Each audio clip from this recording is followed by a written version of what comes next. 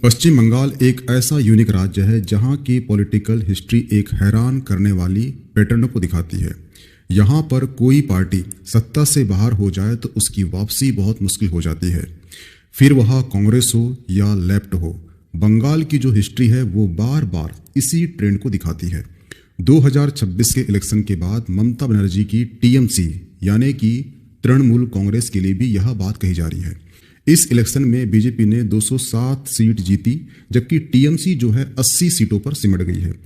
देखिए, आज़ादी के बाद 1970 के दशक तक यहाँ पर कांग्रेस का दबदबा था, लेकिन जैसे ही लेफ्ट पार्टी ने जन आंदोलन स्टार्ट किया तो कांग्रेस की ऐसी विदाई हुई कि वो आज तक सत्ता में वापस नहीं आ सकी।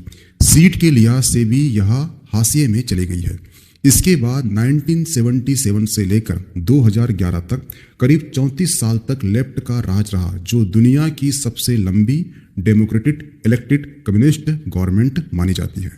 2011 में ममता बनर्जी के लीडरशिप में टीएमसी ने लेफ्ट को हराकर सत्ता पर कब्जा कर लिया। इसके बाद लेफ्ट का भी वही हाल हुआ जो कांग्रेस का हुआ था। हालत यह हुई है कि 2011 में लेफ्ट ने एक भी सीट जीत के नहीं लाई।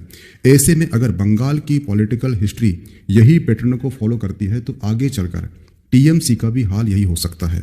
सबसे बड़ा सवाल यह है कि बंगाल में ऐसा क्यों होता है। तो एक्चुअली बंगाल में पार्टी सोसाइटी मॉडल काम करता है।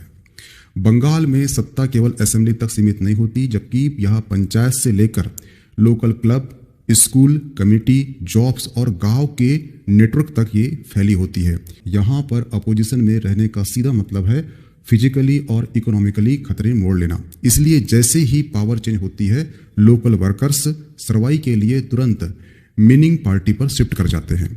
कांग्रेस के किडल लेफ्ट में, लेफ्ट के टीएमसी बीजेपी में चले जाते हैं। यही वजह है कि हारने वाली पार्टी का पूरा जो ग्राउंड नेटवर्क है ये टूट जाता है।